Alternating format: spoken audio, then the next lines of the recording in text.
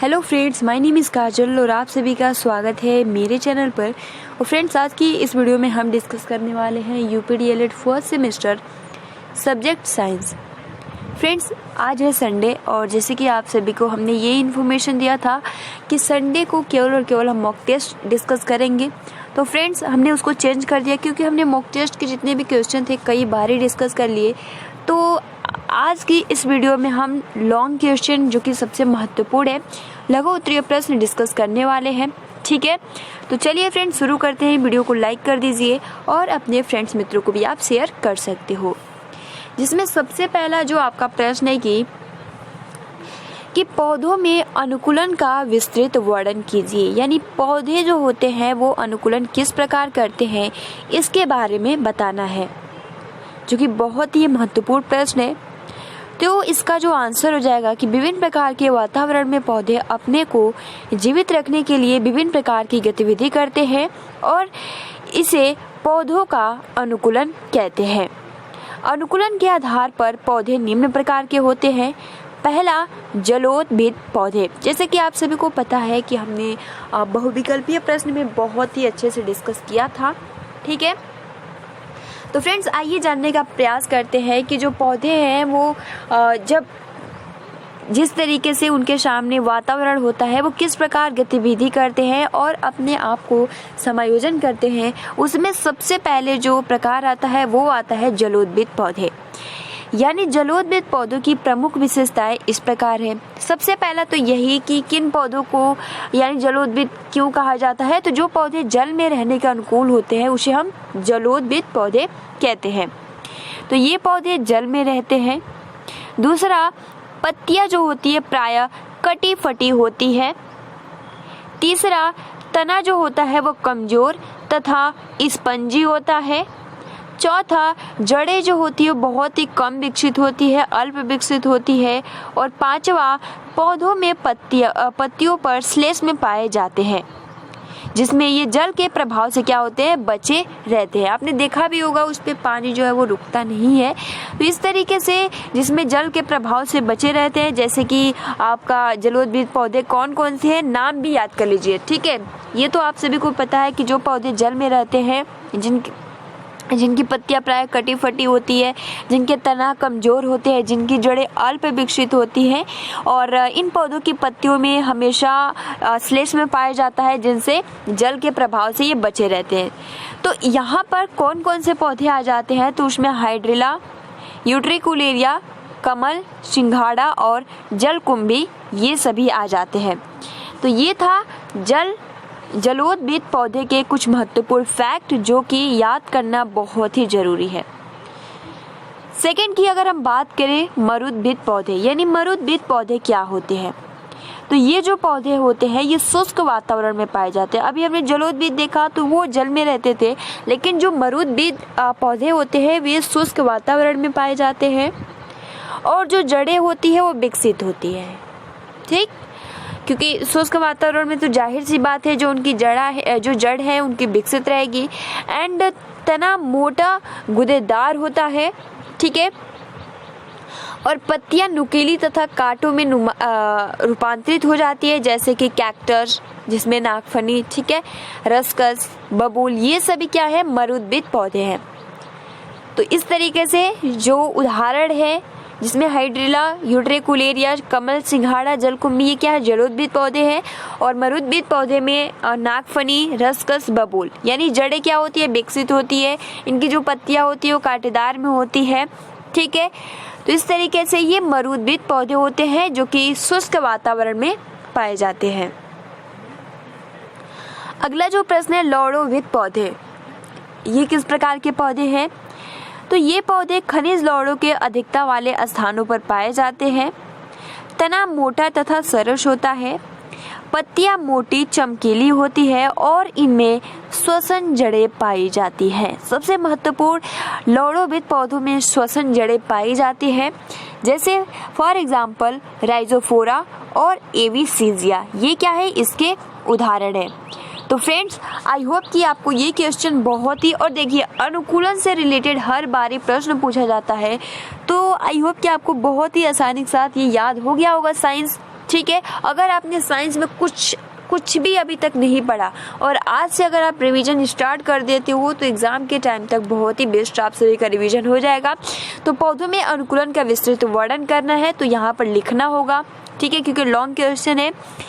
तो इस प्रकार आप लिख सकते हो जलोद्भिद पौधे, मरुद्भिद पौधे और लौड़ोविद पौधे। यानी जलोद्भिद पौधे की जो विशेषताएं होती है, जो पौधे जल में होते हैं उन्हें हम जलोद्भिद कहते हैं।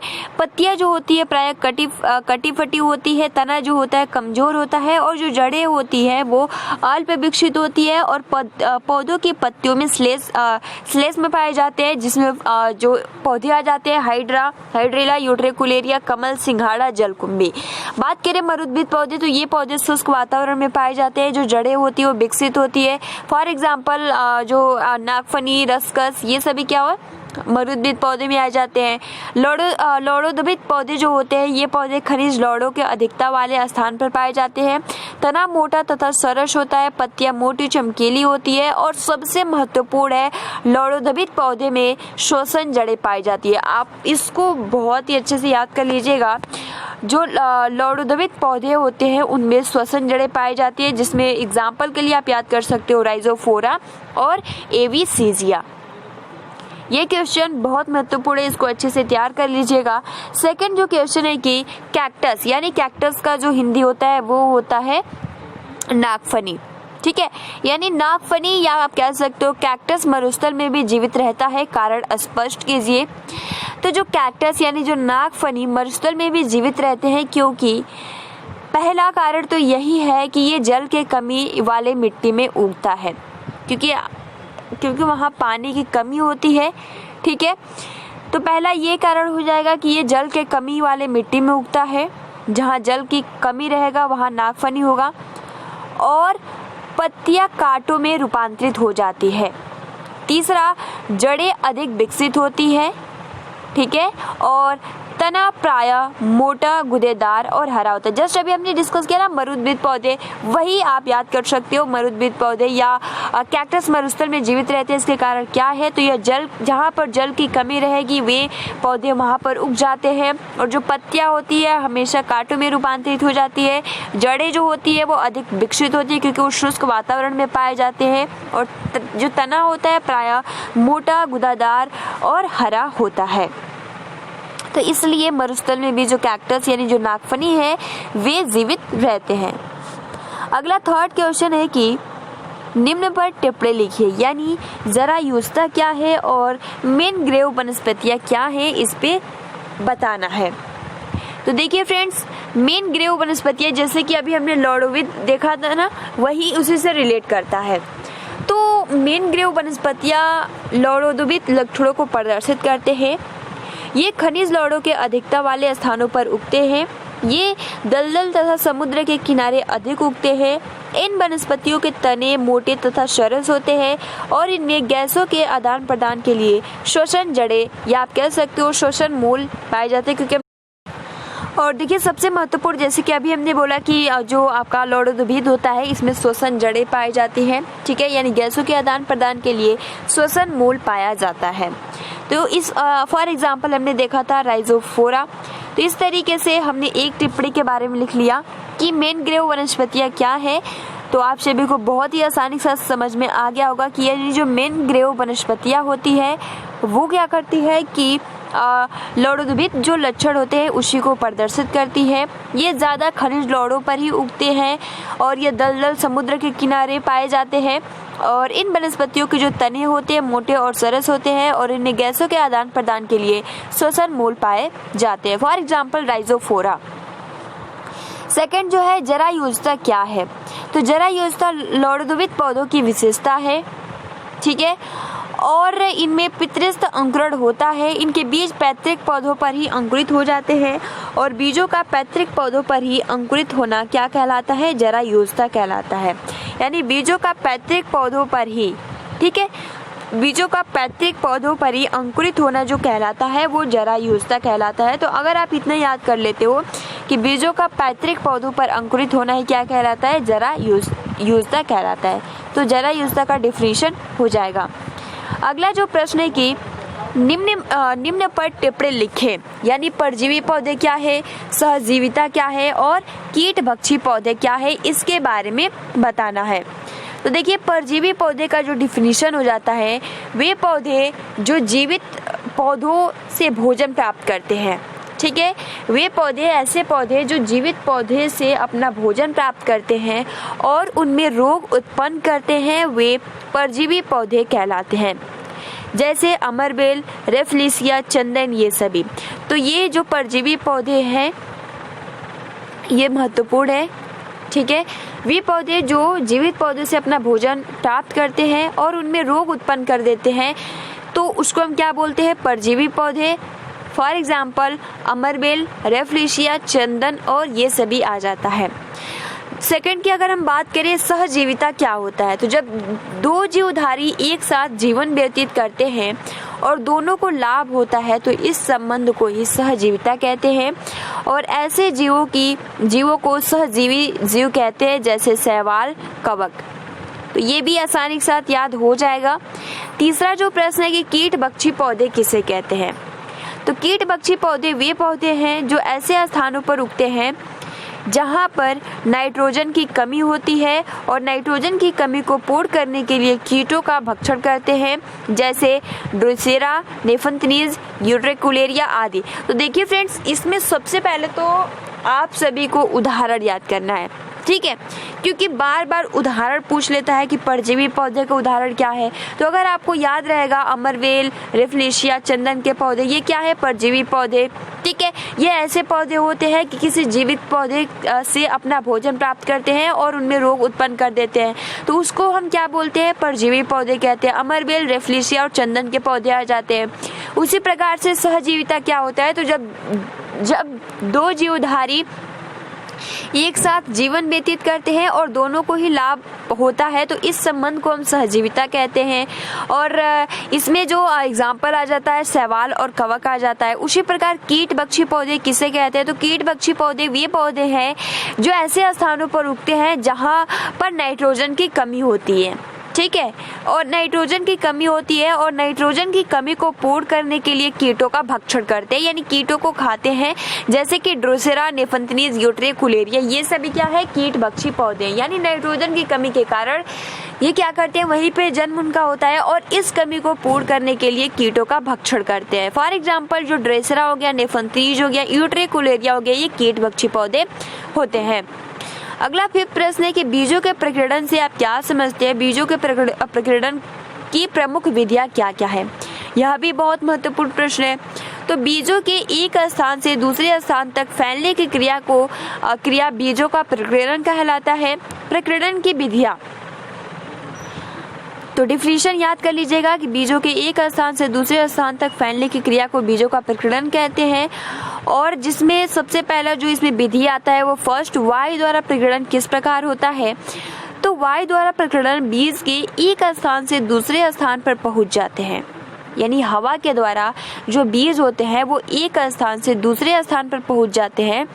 ठीक है, जैसे चीड़ का बीज। और आप खुद ही सोचो ना कि जब जो हवा के माध्यम से जो बीज एक स्थान से दूसरे स्थान तक चले जाते हैं, वो उनके जो बीज होंगे वो कैसे होंगे, हल्के होंगे। यानी चीड़ का जो बीज होता है पंख के रूप में, वो क्या होता है, हल्का होता है। उसी प्रकार के आर्किड का बीज हो गया, मधुलता का बीज हो गया। तो इसलिए ये भी अगर आप एग्जाम्पल याद कर लेते हो तो अच्छा रहेगा। उसी प्रकार जल द्वारा प्रकीर्णन, यानी एक बीज दूसरे स्थान तक कैसे पहुंच जाता है, जल द्वारा। तो जल द्वारा बीज एक स्थान से दूसरे स्थान पर पहुंच जाना जल द्वारा प्रकीर्णन है। जैसे कमल के बीज का प्रकीर्णन, नारियल के बीज का प्रकीर्णन। अगला तीसरा जो है पैराशूट प्रक्रिया के द्वारा। पैराशूट प्रक्रिया द्वारा किस तरीके से प्रकीर्णन होता है, तो कुछ पौधे के फल झटके के साथ बीजों को बाहर निकालते हैं। इस पैराशूट प्रक्रिया द्वारा प्रकीर्णन कहते हैं।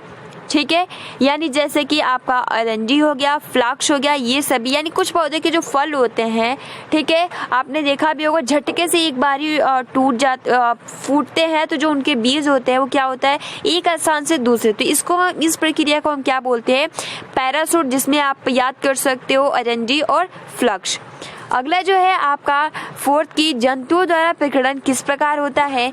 तो कुछ पौधे के बीज जंतुओं के शरीर से चिपक कर या अन्य विधि से एक स्थान से दूसरे स्थान पर चले जाते हैं और इस जंतुओं द्वारा प्रकीर्णन कहते हैं। यानी जो ये प्रक्रिया होती है इसे हम जंतुओं द्वारा प्रकीर्णन, ठीक है, जिसमें एग्जाम्पल जो आ जाता है गोखरू का बीज और जैंथम का बीज। तो यह भी बहुत ही महत्वपूर्ण है, इसको आसानी के साथ याद कर सकते हो। अगला जो आपका प्रश्न है कि बीजों का प्रकीर्णन का महत्व बताइए, यानी बीजों के प्रकीर्णन का क्या महत्व है। तो प्रकीर्णन के फलस्वरूप बीजों को उपयुक्त आवास प्राप्त हो जाता है और जातियों का दूर दूर प्रसार हो जाता है, जिससे जाति के नष्ट होने की संभावना दूर हो जाती है और जीवन संघर्ष की संभावनाएं कम हो जाती है, क्योंकि पौधों को उपयुक्त वातावरण प्राप्त हो जाता है। तो इसलिए बीजों का प्रकीर्णन भी महत्व है। अगला जो 7वां प्रश्न है कि निम्न पौधों के बीजों का प्रकीर्णन कैसे होता है, स्पष्ट कीजिए। तो निम्न पौधों का बीजों का प्रकीर्णन जिसमें लटजीरा हो गया, कमल हो गया, पोस्ता हो गया, नारियल हो गया, गोखरू हो गया। तो जस्ट अभी हमने एग्जाम्पल देखा, जैसे कि लटजीरा जो हो गया वो जंतुओं द्वारा, कमल जो हो गया जल द्वारा, पोस्ता जो हो गया वो दोलछोप प्रक्रिया द्वारा, नारियल जो हो गया वो भी जल द्वारा, गोखरू जो हो गया वो जंतुओं द्वारा। अगला जो आपका प्रश्न है कि निम्न पर टिप्पणी लिखिए, द्विनिषेचन क्या है और बहुभूरता क्या है। तो द्विनिषेचन का जो डिफिनीशन होता है कि आवृतबीजी पौधे के भूण कोश में एक अंड कोशिका तथा 2 ध्रुवीय केंद्रक पाए जाते हैं और पराग नलिका में 2 नर युग्मक पाए जाते हैं, जैसे कि यहाँ आप देख सकते हो, ठीक है, अंड कोशिका प्लस नर युग्मक, ठीक है। और ये क्या होता है, जाइगोट यानी निषेचन की क्रिया इस प्रकार होती है। उसी प्रकार से दूसरा जो आप देख सकते हो कि यहाँ पर ध्रुवीय केंद्रक पर नर युग्मक, निषेचन भूणपोष। चूंकि निषेचन 2 बार हो रहा है तो फर्स्ट निषेचन तथा सेकंड निषेचन, इसे ही हम क्या बोलते हैं, द्विनिषेचन कहते हैं। तो इस तरीके से आप सभी को बहुत ही आसानी के साथ समझ में आ गया होगा। यहाँ पर जो डेफिनेशन कह रहा है द्विनिषेचन, यानी जो निषेचन की क्रिया होती है वो 2 बार होती है। आवृतबीजी पौधों के भ्रूण कोश में एक अंड कोशिका तथा 2 ध्रुवीय केंद्रक पाए जाते हैं, ठीक है। पहले तो आप पहले लाइन को समझने का प्रयास करें, यानी आवृतबीजी पौधे के भ्रूण कोश में एक अंड कोशिका तथा 2 ध्रुवीय केंद्रक पाए जाते हैं और पराग नलिका, क्योंकि आप सभी को पता है 2 नर युग्मक के मिलने को हम क्या बोलते हैं, निषेचन कहते हैं। उसी प्रकार से और पराग नलिका में 2 नर युग्मक पाए जाते हैं, तो क्योंकि 2 बार होता है, आप देख सकते हो अंड कोशिका प्लस नर युग्मक, फर्स्ट निषेचन यानी जाइगोट। उसी प्रकार से ध्रुवीय केंद्रक प्लस नर युग्मक, सेकंड निषेचन भ्रूणपोष। चूंकि निषेचन 2 बार हो रहा है तो इसलिए फर्स्ट निषेचन और सेकंड निषेचन, तो इसलिए इसे हम द्विनिषेचन कहते हैं। और द्विनिषेचन के खोजकर्ता जो है वो कौन है, नवासीन है। उसी प्रकार पूछ रहे बहुभूरता क्या है।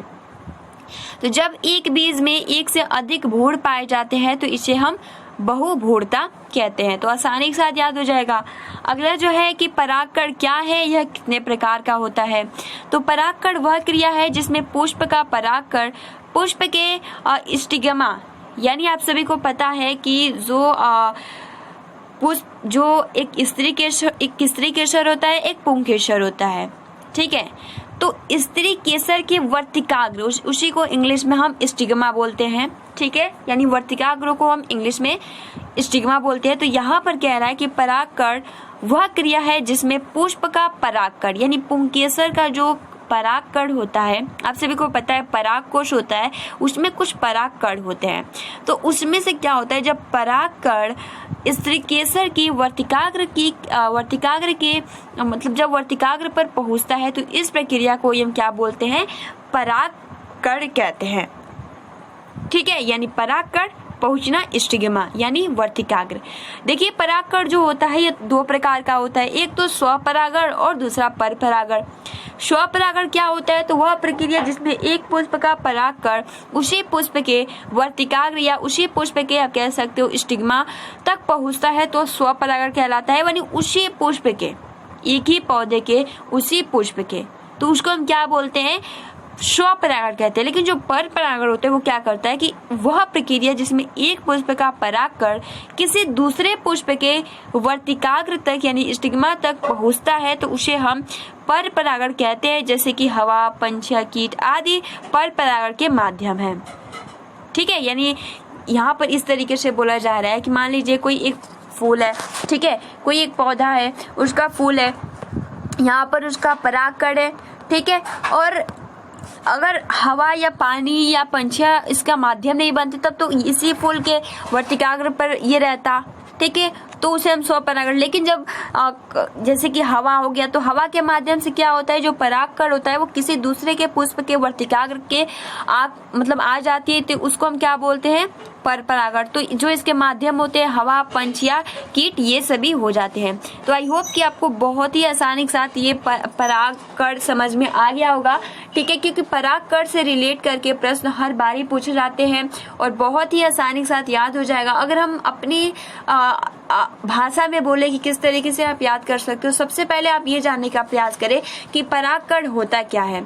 तो परागकण जैसे कि आप सभी को पता है कि एक स्त्रीकेशर होता है, एक पुंकेशर होता है, ठीक है। तो जो पुंकेशर होता है उसके परागकोश होते हैं, ठीक है, और परागकोश में ही परागकण होते हैं।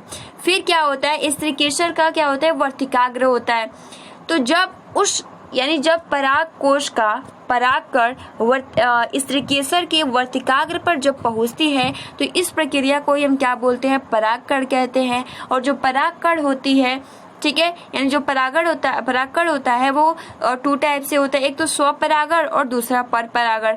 स्वपरागण क्या होता है, तो जब एक पौधे उसी पुष्प के वर्तिकाग्र पर जब परागकण जाता है तो उसको हम क्या बोलते हैं, स्वपरागण। और पर परागण की बात करें तो एक पौधे के पुष्प के वर्तिकाग्र या किसी दूसरे पुष्प के वर्तिकाग्र पर पहुंचने की क्रिया को हम क्या बोलते हैं, तो पर परागण कहते हैं। तो आई होप कि आपको बहुत ही आसानी के साथ समझ में आ गया होगा, बहुत ज्यादा टफ नहीं है।